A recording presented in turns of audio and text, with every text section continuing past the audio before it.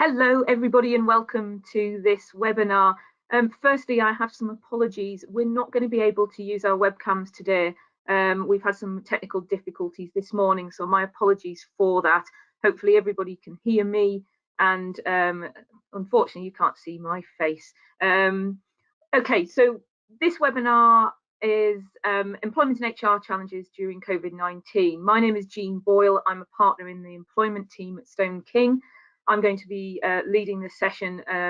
My colleague Andrew Banks, who's head of our court team and regulatory, is going to input, and also Craig Vincent, who's a partner and head of our HR consultancy, will also be dealing with some HR matters. Just a very brief word about Stone King for those of you who don't know us. We have worked with ISBL for many, many years, and we're one of their preferred legal partners. We're really pleased to be carrying out this kind of expert session with them. We, Stone King, are specialist legal providers and HR providers within the education sector. We act for many, many schools across the UK, and I'm sure if I could see some of your faces, I would be, they would be very familiar, so hello and welcome. We've got 5 offices across the UK: Leeds, Cambridge, London, Birmingham and Bath. In terms of this webinar, you can ask some questions. Hopefully you can see the facility to ask questions throughout. We probably will deal with some questions if we're able throughout the sessions at various breaks. And we'll, if we miss any questions, we'll follow up with an email afterwards. So let's dive on in. Okay, today's focus. So we're going to look at the job retention scheme and when it can apply. We're going to have a look at those kind of tricky issues about casual staff and agency workers. Craig then is going to have a look at working from home and monitoring performance, and how to lead and engage employees during this really, really difficult time, and things to do with living your values and maintaining well-being, which we all know is really, really important. So what I'm going to do is I'm going to deal with some of the technical stuff, which hopefully will be, at least to a degree, familiar to you by this time, but I think it's worthwhile having a reminder, and also we can get a little bit lost, I think, in terms of all the detail that's coming out from time to time. Okay, so the job retention scheme and when it can apply to schools. We're hearing this word furlough quite a lot. The word furlough was completely alien to me until about, how long ago, 2 months ago or something like that, when we first started hearing it. It has no legal definition really in English law, but here, in the context of the government's job retention scheme, it means a temporary suspension of work as an alternative to other measures which might be redundancy. So all UK employers with a PAYE scheme will be able to access the support, and the scheme is up and running, and employees will be put on furlough during this time. In terms of schools, our initial thoughts were that it wouldn't apply to schools because the government indicated that they didn't expect public sector employers to use it. And the statement at the bottom of that slide is consistent with that. So where employers receive public funding for staff costs, and that funding is continuing, albeit I know there are challenges on funding in the schools context, the government would expect employers to use that money to continue to pay staff in the usual fashion. Now, I leave that there as a quote because it is still the consistent theme from government in relation to the JRS scheme, and also generally how schools should be behaving with their money during this time, which we'll come on to talk a little bit more about. The government has clarified that state-funded schools can access the job retention scheme, and that is only in very specific circumstances, and that's when staff are paid through private income streams. Now, let's deal with private income streams to start off with, and the kind of things that could mean. Well, it could mean catering, it could mean sports facilities, so renting out a sports hall for parties or whatever. It could mean lettings, or indeed boarding provision funded by parents, albeit I know that they are very few and far between within the state-funded schools. And what the government have said is that schools can access the JRS, but first a number of conditions must be met, and those conditions are as set out on the slide. So schools should try and pay staff from their existing budget or consider redeployment. And critically, the service area that the employee works in must not be required at this time, and the salary should not be covered by public funding, so essentially the gag that you receive. The employee would otherwise be made redundant or laid off, and I think that is a bit of a tricky one, isn't it? Because actually, do we really want to make redundancies during this time, and is that realistic, or can we cope? The employee is not involved in delivering provision that has already been funded. And where appropriate, the employee is not required to deliver provision for a child of a critical worker or a vulnerable child. It is critical to this particular scheme and the use of it by public sector employers that the JRS would not result in financial reserves being created or being added to. I appreciate and understand that funding is extremely tight for schools, but what the government has been absolutely clear on is that they would not expect in any way for schools to benefit from the JRS. It is a necessary measure and not one that is beneficial. So how do you access it? Well, the government has made it a little bit easier, subject to those conditions in the previous slides, because what they have said is that actually you don't need to look at every single element of private income that you have in making decisions on furlough. But what you do need to do is look at the actual total private income that you have. Let's say that's 4%, because that's the way the government have expressed it in their guidance. And then you then say, well, actually, who in my organisation is linked to that private funding? And on that basis, you can, using the 4% example, you can furlough 4% of your pay bill. You don't need to analyse it in any significant respect, but rather link the private income percentage to the amount of your pay bill that you're intending to furlough. The difficulties come, I think, in relation to the linking aspect, in as much as there is no other guidance as to how schools should select people for furlough other than that they should be linked to the private income.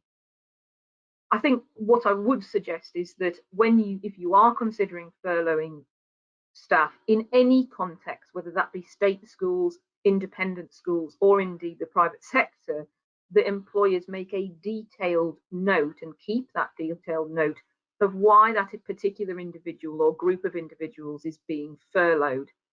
Because should in the event that be questioned later down the line, either by the ESFA or HMRC or any other entity, one would want some kind of detailed analysis as to our thought processes in relation to the decisions on furlough. The point about double recovery, I think, also is a good one. And this links to what I'm about to say in relation to agency workers and indeed 0 hours contracts. The government has been quite clear in relation to double recovery. It does not expect schools to be furloughing staff if they otherwise have been funded to pay for those individuals. Now, this question on your slide now is one which is quite contentious. We all know, I think, that schools quite often have employees who have 2 different contracts. Now, that causes problems for me as an employment lawyer, and I've never liked it. But let's set that aside for a second, because I do know that it happens. We can have, say, for example, a teaching assistant who has a teaching assistant contract, but she also has a midday supervisor's contract, and there will be 2 separate contractual provisions. or contracts in place. Or indeed it could be for a sports facility. Now, if one of those was a privately funded contract, which may fall into the category of furlough and eligibility for furlough, the question has been posed on a number of occasions to us over the last couple of weeks as to whether one can furlough one contract and keep the other running because of the different funding streams. Now, the short answer to this question is that we don't really know. There is no guidance from the government on this. However, our thought processes are the following. Number one, the provisions regarding furlough for general people, for the general kind of, companies, etc., are that an employee cannot do any work for their employer while they are on furlough. That causes a bit of a problem in that scenario, doesn't it? If one were to furlough the privately funded one and keep the publicly sector funded one on the go, as it were. However, thinking pragmatically about this, the government would not expect, I don't think, a school to fully furlough, say, for example, that TA, even though part of their role was privately funded and another part publicly funded. And going back to a couple of slides ago, there is no detailed guidance on who one should select for furlough other than it should be somebody linked to the private funding stream. And therefore, in theory, you could furlough somebody in relation to both their contracts who actually does some public sector work. Now, from my perspective, from a pragmatic perspective and looking at the government guidance, I don't feel that that's entirely correct, nor in line with the double recovery aspect of what the government wants to seek to avoid. So in principle, I don't see any particular issues with furloughing one contract and not furloughing the other. However, that is very much my view and a couple of people's view here, and it is very much lacking in any government guidance or any legislation whatsoever. But pragmatically, as I say, it makes sense to me that we could seek to do that. But again, it is subject to further government guidance and anything that may come out of the woodwork. I know that there are some indications from accountants that they do not feel that it is possible. Now, I'm not an accountant, and there may be that there are reasons related to HMRC and possibly HMRC and payroll issues, which mean that particular option, as we've discussed, is not possible. But I certainly think it's something that we should be asking accountants about and challenging them on if indeed that's something that you might want to do or applies to your particular school. Okay, moving on. Overview of guidance in relation to casual staff and agency workers. Now, I hope by now we've probably kind of bottomed out our agency workers and 0 hours contracts, because we dealt with a large number of queries at the outset of lockdown in relation to this point. So let's just recap through this. If there's work for people to do, and this can be done in school or remotely, then continue to ask them to do that work and pay them in the normal way. From a purely legal standpoint, if the contract that you have with that particular casual worker essentially says there is no guarantee of work and you will call on them as required, then from a strict legal perspective, you can choose not to offer them any work and no payments would be made, as in, like you would if you didn't require their services. However, going back to that government guidance and all of the indications from the unions as well, are that we should, as schools, be continuing to pay these workers in the usual way, bearing in mind that concept of that you have received funding for these casual workers and therefore would have paid them and therefore should continue to pay them.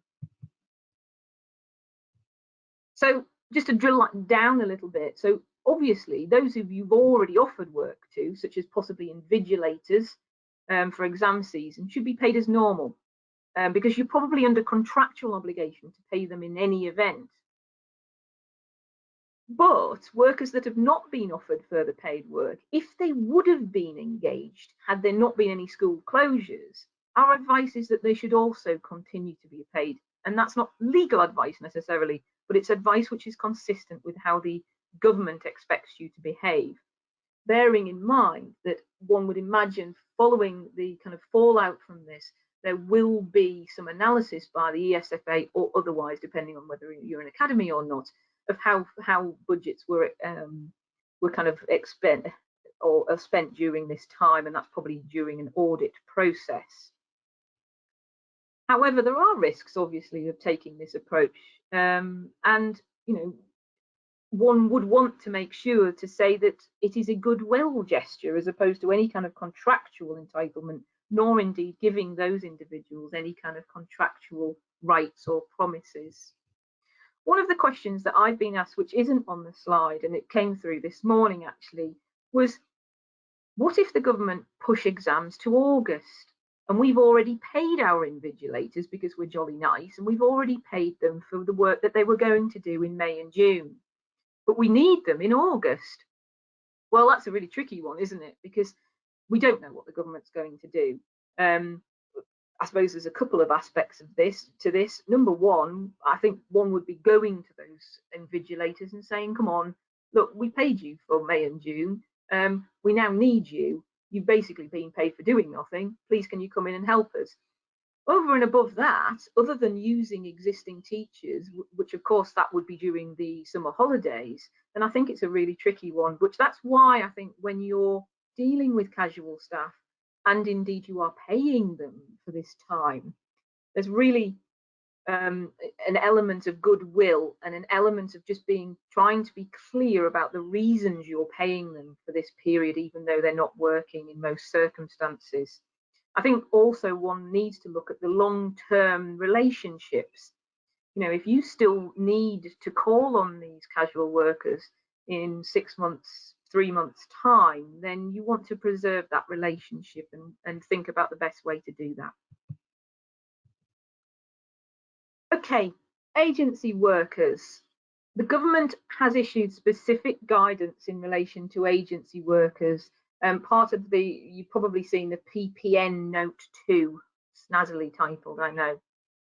Okay, so agency workers, where an agency worker would have been on assignment, they should not be furloughed by their agency. They should continue to be paid by the school. But what the government has said is that they would expect effectively a sum of about 80% of what would usually be paid should be paid. So there would be no profit to the agency, possibly a reasonable administrative type of cost, which we are seeing. But essentially, what the government wants is you to keep contracts going, make sure that those contracts are still live, and make sure that those long-term assignments, so not the general so-and-so sick, but more your long-term supply needs, for example, are kept live. And if at all possible, the figure of 80% of that contract is cited by the government. And what it says at the bottom of that slide is that the government is trying to avoid job retention scheme claims where essentially the money is fully funded with public funds to pay staff, and that would include agency workers. I'm just going to dip back, sorry, the next slide is Andrew Banks and dealing with health and safety, but just to make another point in relation to agency, if I may, the situation is slightly different if you have short-term appointments through an agency, for example, to cover sickness is the kind of obvious example. In that situation, you're not already committed to the funding. So what I would be saying in those circumstances is you would look to the contract with the agency regarding the termination provisions. In those circumstances, the agency may then furlough that particular person. But I think the two situations are quite distinct. So you've got the long-term relationships, and then you've got that kind of short-term calling on. We have done an awful lot of work, and I hope some of you, there was about 300 attendees, I think, on a webinar that our commercial team gave a couple of weeks ago in relation to commercial contracts. They are doing an awful lot of work in relation to amending these contracts, not only with agencies, but catering, cleaning, all of those kind of people, but it is absolutely essential that you make sure that the contract is amended accordingly if you are doing deals with agencies along the lines that I've just described. Right, I'm going to pass over to Andrew, and he's going to talk about health and safety and management of home working. Thank you. Good morning, everyone. Before I do, Jean, I have there's a number of questions that have come through, and there's one particular theme which has come up a number of times. Can I just ask you a question? You may have partially answered it, I think, already in your presentation, but if I can just run this by you, it may be that if you need a bit of time, you can answer it in writing when you look at the dashboard in a moment. But so. Questions seem to be, there's a number of questions around situations where a member of staff is funded in part by a parental contribution. So I'll read this particular one, but there are a number on the same theme. So the question goes, for breakfast club and after school club staff who are only funded by parental contribution, would they be eligible? And is there any issue if they have a separate contract for a teaching assistant role, which the school concerned would not be looking to furlough? So this comes back to your point, I think, about having two separate contracts and furloughing one and not the other.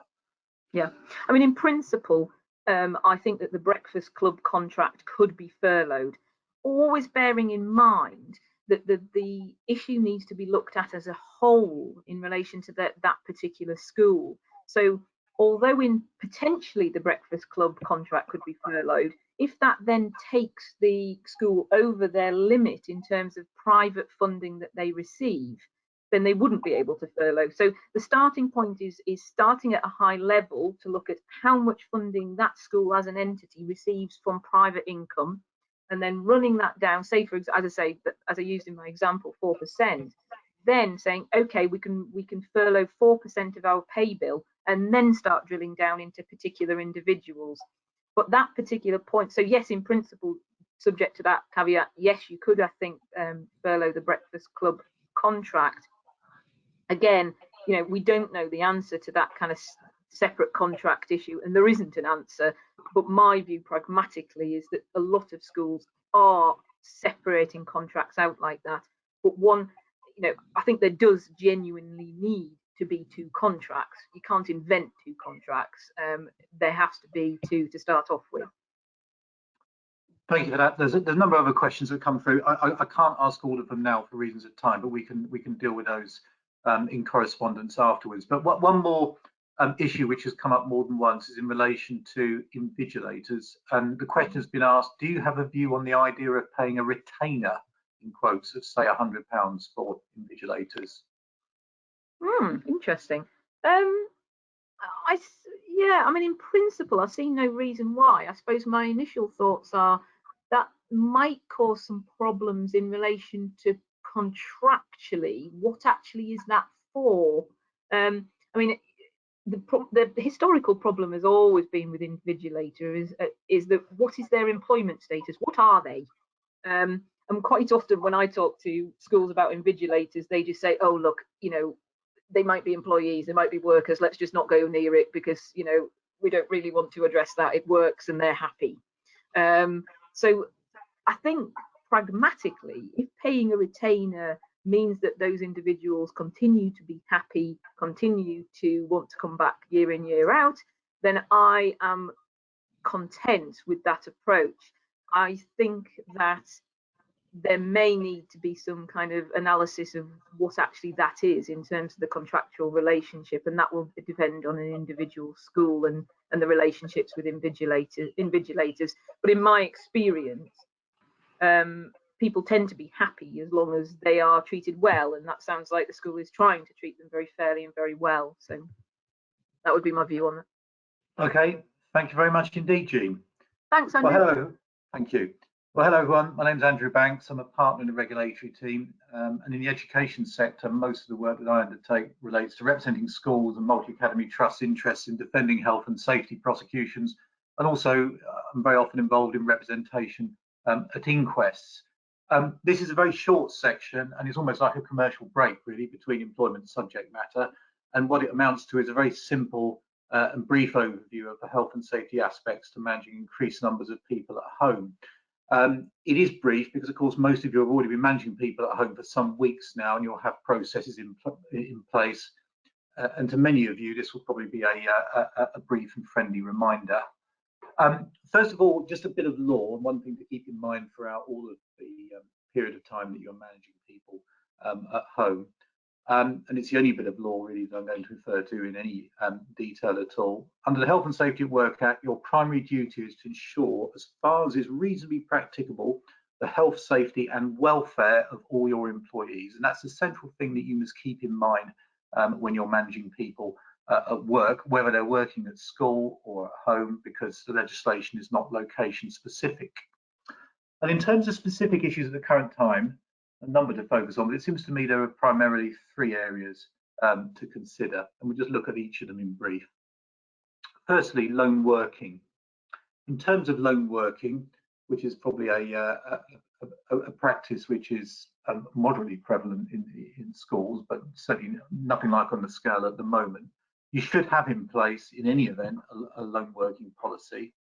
And although at the current time the risk can be mitigated, and up to a point can be managed, there can be some very difficult situations, for example, where you have a member of staff who may be living with an abusive partner, or other risks associated with lengthy isolation, and there's a crossover there with issues in relation to mental health.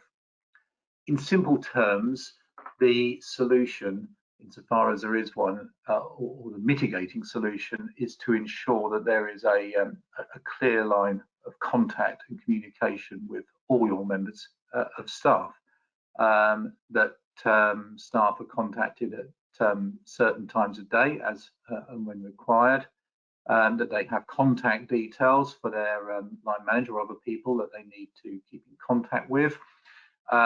Maybe also that they have access to a video platform such as Zoom, and that one ensures that it's functional and that it's working, or that there is a specific arrangement to check in with staff every so often. And at Stone King, I have some responsibility for our trainees on our training principle, and I speak to all our trainees at least once a week and arrange to do that, really as much as anything else to check on their welfare rather than to discuss work matters. If you do have a lone working policy, clearly now's the time to look through the detail of that and consider that, and maybe even consider reviewing and amending it, taking into account the current situation. That dovetails in with a second issue that's particularly prevalent at the moment in relation to mental health, and many of the solutions in relation to that, in terms of contact, etc., may be encompassed in the actions that you take under your lone working policy. As a reminder, when I addressed you very briefly about the Health and Safety at Work Act, your obligation to employees includes being responsible for their welfare. So in terms of mental health, it may be you have external resource that you can advertise is made available to them, particularly to particularly vulnerable staff who you'll need to keep an extra eye on, people who have a history of mental health issues. Encourage breaks, and I think also encouraging interaction is a significant issue at the moment as well. I know in relation to our own practice, we have a number of furloughed staff, and we encourage them to have virtual social time. Clearly it's not compulsory because they're not working at the moment, with other members of staff, where they can gather together on Zoom or Starleap or whatever video platform, and they have the opportunity then to talk about any issues that they may have experienced, share experiences, but also I think just have the opportunity to have some social interaction, because very often for those of us in families, we all assume that everyone else is in the same boat, and we really aren't. And there are people who are very isolated as a consequence of this. So any opportunity to interact is to be welcomed. One of the other significant areas at the moment regarding people working at home is in relation to the display screen equipment regulations and whether they apply at the moment. And for those of you who don't know, although in practice you almost certainly will know what I'm talking about, these are prescriptive requirements, regulations for a workstation assessment to be undertaken for employees that are working in front of a display screen. a monitor, TV set, call it what you will. Now, in the ordinary course of events, that requirement would extend to undertaking a home workplace assessment to ensure that the employee has the right equipment, they're working in the right environment, the seating is appropriate, their posture is good, glare can be assessed, etc. And of course, in the ordinary course of events, that necessitates a home visit. Helpfully, the health and safety executive, who are your regulator in relation to health and safety, advise that right now you don't need to follow the display screen equipment regulations. So you don't need to undertake a workstation assessment where you have to visit someone's home, on the basis that in the HSE's view, people who are working at home at the moment as a consequence of coronavirus and who do not ordinarily work at home will be considered temporarily working in that environment, and therefore as a consequence of that the regulations don't apply. Personally, I'm not convinced that that is what the display screen equipment regulations say, but for the regulator to make that concession is extremely helpful. All I would say is that one need to keep an eye on this, because as temporary arrangements become more lengthy, it may be the HSE's advice on this changes. So what I would suggest is that good practice in any event, if it is possible, is to send staff a self-assessment to complete. Clearly, practically, you're not going to be able to do a home visit to risk assess, so it's the only option that's open to you. And certainly, I would target the most vulnerable people first, or people who already have adjustments at work or special workstation needs. To be frank, the risk from the HSE as regulator in terms of prosecution, investigation, contact, dialogue, etc., is not particularly high. Where one needs to be a little more careful is in relation to your insurers and the risk of civil claims. I'm aware of at least one insurer indicating that notwithstanding coronavirus, or at least their starting point was this, notwithstanding the coronavirus pandemic, they were expecting a school to undertake risk assessments of all their employees who were working at home. To my mind, there's nothing wrong with challenging that view and questioning your insurer in that assessment. In practical terms, how are you going to be able to undertake the assessment? It's best inquiring of them what their expectations are. Some will be quite circumspect, some will be more forthcoming, and some have their own guidance and information sheets which can be helpful. But the ones that I have seen, I have to say, have been analogous to some of the government advice, which is fair to say has been a little vague and woolly and lacks a degree of precision. But it seems to me that what it comes back to is the most that you can do in terms of complying with display screen equipment regulations, and moreover ensuring that a workstation is comfortable and fit to work at, is to send staff a self-assessment form, invite them to complete it, because the bigger risk, as I say to schools, in terms of the consequences of failing to manage work at home, is not a prosecution by the HSE. That is phenomenally unlikely. But claims for pain and suffering as a consequence of failing to discharge your duty of care as an employer due to a poorly calibrated workstation. So on balance, you should initiate a self-assessment if you can, and thereafter mitigate as much as you can to reduce the risk. You won't be able to do everything, I'm sure, and then the issue may become one of, does the risk of this employee continuing to work outweigh the benefits of them working, or basically, is this worker essential at the moment or not? Or do you, as a consequence of that, put them on furlough if you are able to do so? So that's a very brief tour of health and safety and working at home. I'm about now to pass on to our HR partner, who is Craig. Thanks, Andrew. Thank you very much for that. I've been monitoring the questions whilst you've been speaking. I can't see any live health and safety questions at the moment, but if any delegates do have questions, please feel free to keep asking, and we'll try and find time at the end of the session to address any further questions that you might have. Yeah. Thanks, Andrew. Thank you. Yeah, as obviously I've been introduced, my name is Craig Vincent. I'm head of HR consultancy at Stone King, and I just wanted to use my time to share some thoughts I've been having in relation to management and leadership throughout COVID-19 and also employee engagement as well. So I just wanted to give a quick overview or whistle-stop tour of some of the thoughts and patterns that I've seen in the past few weeks, and hopefully provide some hints and tips that will be useful for you in your work environment as well. So just thinking about us as managers, leaders, supervisors, etc. I think in the past few weeks, obviously as the length of lockdown has increased, there's been a shift in language in terms of the expectations of leaders. I think in the school setting, obviously we had a really intense period of pressure preparing for school closure, and obviously the reduced number of students that would be in school. But then after that period, there was a time of reflection, and then when reading documentation on leadership and management 5-6 weeks ago, I've seen much softer language in terms of what's being shared by experts in the field. So we can just go back a slide, I think, Jean. Sorry.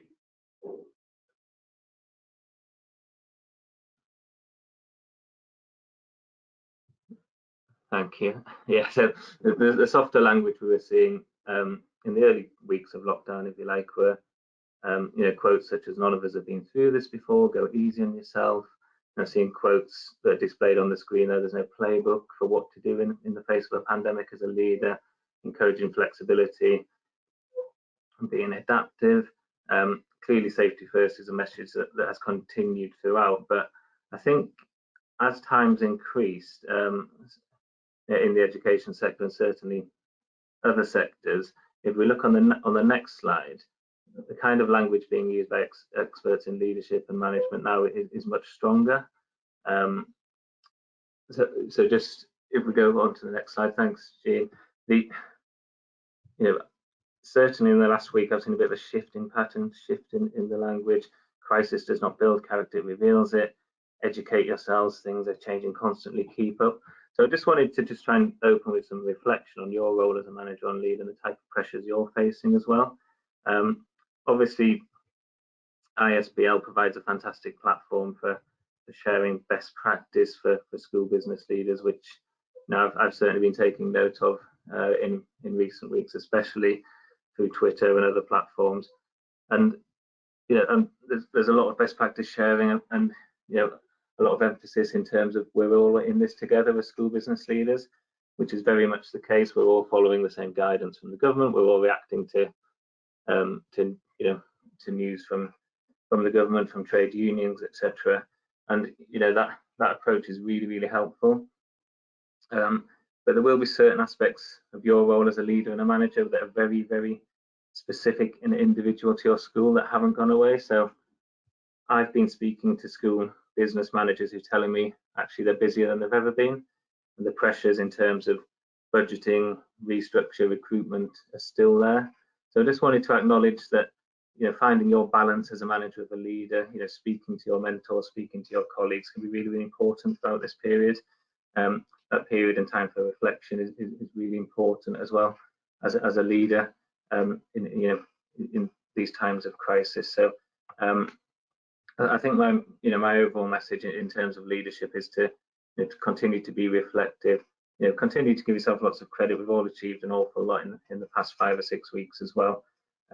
Keep talking to people where you can in terms of your own practice and moving forward as the challenges continue. And I guess there'll be further challenges following government announcement on Sunday. There might be a new set of tasks to achieve next week, but keep communicating with colleagues and mentors. I think it's really, really important. We can just move on to the next slide. I just wanted to provide some tips that I've certainly used in terms of supervising and managing remote staff. I'm sure, as Andrew said, a lot of this practice will be in place already, but I think it's important to keep this at the forefront of your mind. So step one in terms of employee engagement, which is what I'm focusing on in my session, is to focus on the individual and keep that focus on the individual. So I think obviously 5-6 weeks ago, we would have agreed ways of working with individuals and maybe rotas in place for the teachers coming into school. We may have defined expectations for support staff on an individual basis as well. And there may, a set pattern may now be in place, but I think it's important to keep that under review, especially in the coming weeks. We may receive different instruction from the government in terms of plans for school reopening. Obviously, the government is also focused on the economy at the moment as well, so people's partners maybe going back into the workplace, and that might change, the needs of your staff as well. So it's important to keep that under review. I think in these times, focusing on short-term goals, focusing on what can realistically be achieved during this period, rather than talking about long-term strategy, might be a more sensible approach in terms of individual supervision and management. I think it's important to regularly, talk about what expectations are during this period, and then have the trust to allow your employees to go and achieve them. Andrew's touched on support and equipment, ensuring that people, have the technology and facilities they need to be able to achieve what you want them to do during this period. Regular meetings are really, really important. I think on a one-to-one basis, people will often reflect their truer feelings on a one-to-one basis rather than a team environment. So those conversations remain important. We'll all have our ups and downs during this period, so that regular contact from you as a leader or a manager will be really essential during this time. And I think as managers, leaders as well, there is that expectation that people will come to us and can come to us to talk about their feelings during what's a really difficult period. We've talked about one-to-ones. I think sharing information about the school, about the trust at the moment can be really important, and encouraging other teams to do the same can be essential. I think trying to keep people engaged through communication about what's happening outside of the team can be essential, can maintain forms of engagement. I think still managing people, tailoring your feedback, communicate praise. I've used the word criticism, but potentially, development might be a better word there. I think still managing people, we're still obviously operating to a certain extent at the moment. So, managing and reviewing performance in the same way is still really, really important. As is making time for socialising as well. Obviously, when we are in the workplace, not all talk in the workplace is about work. So I think finding a balance with having more social conversations at the moment is important as well. Trying to maintain as much normality as possible, and even talking about what your normality is at the moment can be essential, just to get the mind away from work and maintain that social contact, which is often a really, really important part of employee engagement. I know Jean and I have had extensive conversations about what time the postman's coming and how that's changed, and that's because what we're focused on at the moment, and that's part of our lives at the moment. So keeping the topic of conversation away from work can be really, really important in terms of engaging people on an individual basis. We can just have a look at the next slide. My second area of focus in relation to engagement is teamwork.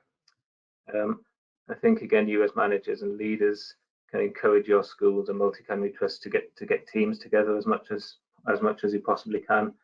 Again, it's something that we would do in the workplace on a regular basis. I think it's important that continues.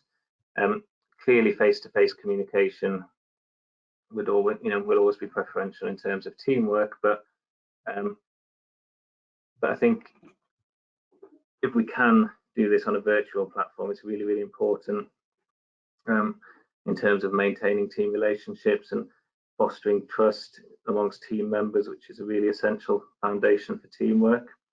If you can't do it, it's not the end of the world, but if you can get the team together from time to time, it'll just help members get to know each other better, both personally and professionally, which is really important in terms of teamwork.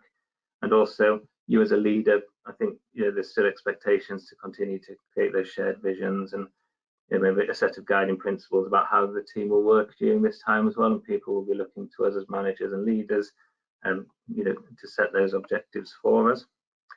Again, scheduling those get-togethers is essential to talk about work, to talk about activities. Again, Andrew's obviously referred to the social aspect as well. I think by the end of this period, there won't be a general knowledge question I won't know the answer to because of the number of quizzes that we've done. But the quiz idea has been a really enjoyable platform in terms of getting the team together and building relations in the team, which has been fantastic.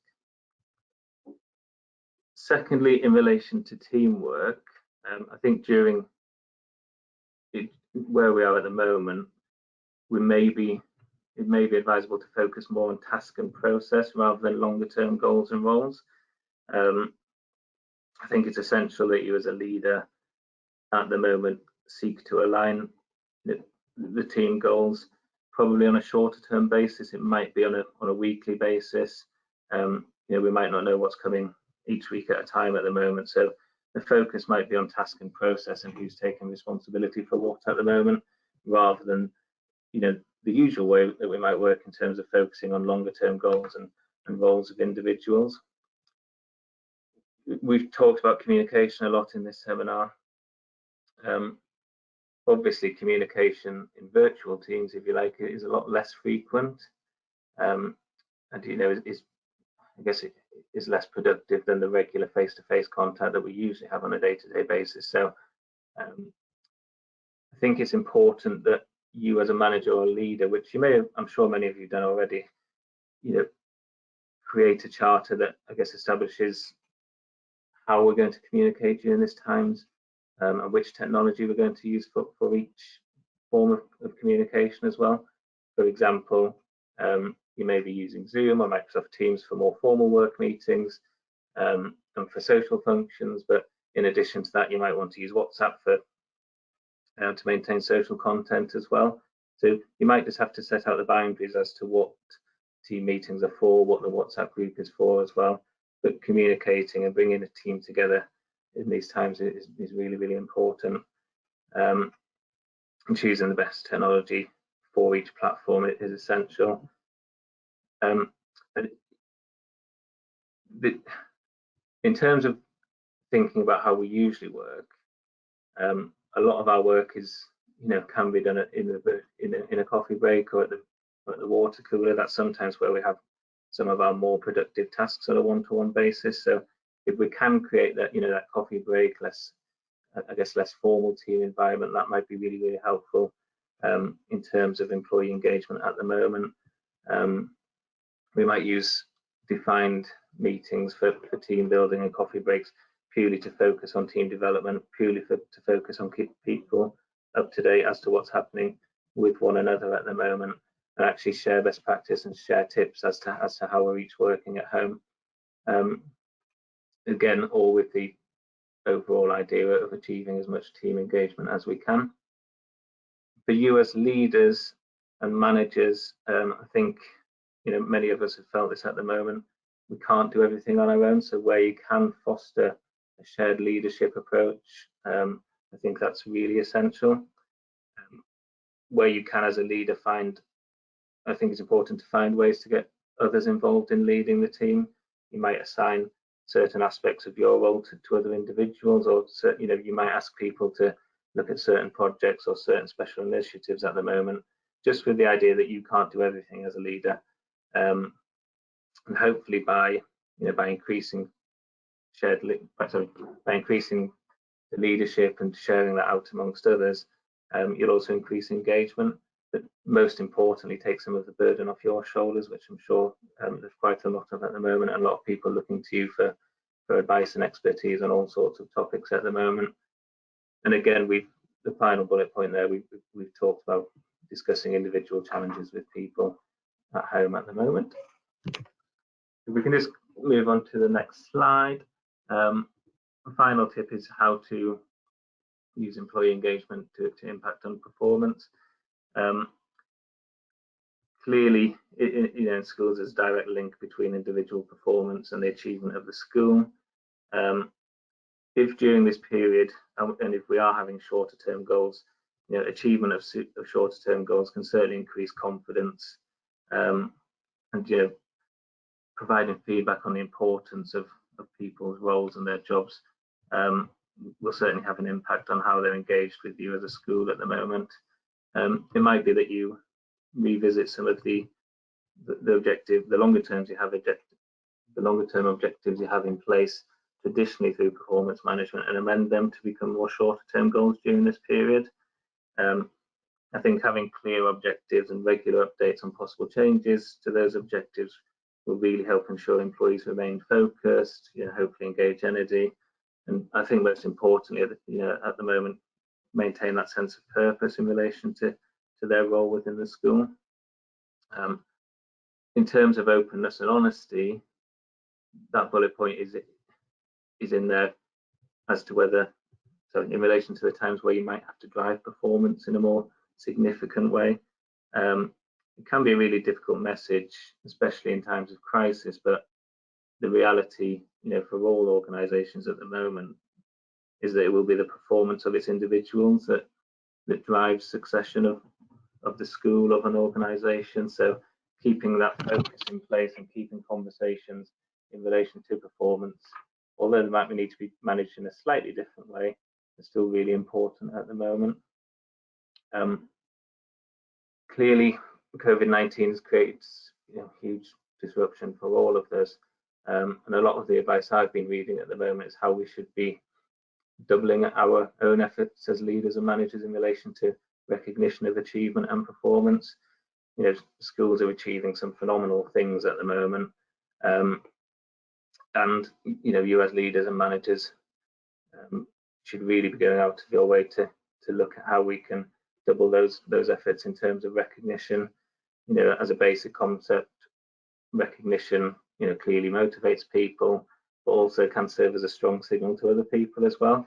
It provides examples of behaviour that can be emulated. So it's really, really important that we continue to recognise achievement. Clearly, how recognition can take many forms. I think public acknowledgement, token of appreciation are really strong drivers in terms of employee engagement. It might be that this period is allowing time for increased development opportunity as well, so that might be another way to recognise performance at the moment and offer development opportunities that you might not always be able to. In terms of, I'm just going to look at the bullet points further down the slide now about living your brand. As I mentioned earlier, obviously schools, multi-academy trusts, we do have the same challenges at the moment, but each of you will have your own individual employer brand as well. So now might be a time to really live that brand and really emphasise what defines you as a school, really emphasise what your values are, how you're treating people, highlight your best practice, show results and understanding of how people are performing and what they're achieving for you as a school, as a multi-academy trust at the moment. As leaders, I think we're expected to display the values that make our organisation unique. I think visibly, you really want to be living your values at the moment and show people that this can be done in the most difficult of times. I appreciate that there will be times where you're not having the best day and you're probably using your poker face quite a lot at the moment. So that's where we go back to the original message of speaking to the senior colleagues and your mentors about how you are feeling. But again, as a leader or manager, continuing to live your brand and continuing to manage people is really essential at the moment. Finally, just about a point on underperformance. Many of you may seem that trade unions have made their position very clear that all formal processes should cease at the moment. That includes capability and formal performance management. I don't think that necessarily means that you shouldn't be monitoring performance and conduct at the moment, but you may need to just proceed with caution as it stands, because obviously if you do seek to address things more formally, you will. There's a possibility that that may be challenged in a more significant manner than usual. But there may still well be contractual deadlines that you need to consider in terms of the 31st of May. And if you need to take significant action before the 31st of May in relation to any teacher, obviously please do get in touch if you need further advice on that. yeah, as I said, I think sending reasonable management instruction is obviously perfectly allowable. Continuing to offer support is perfectly allowable. So it's perfectly advisable as well. And you can use the time to focus on development of people who were potentially underperforming before we entered a period of lockdown. Just want to quickly touch on my final slide.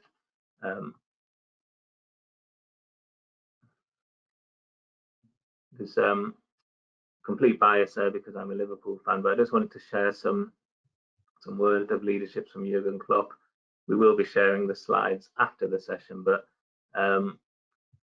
if you wish to choose, so if you want to have a look at the link there, I just think it's a really good snippet of how leaders can act and how leaders should act in terms of having confidence in your own skills, having confidence in your leadership, but actually being self-aware enough to say you can't be an expert in everything. It's really important that you have a good team around you, people who can act on your behalf as well.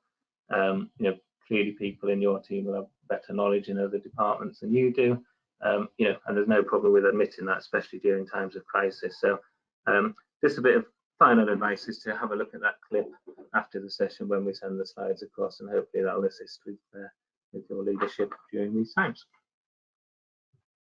Craig, can I just, we've had a couple of questions, and not particularly on the points that that you've raised, which are excellent, but just on general points about managing staff.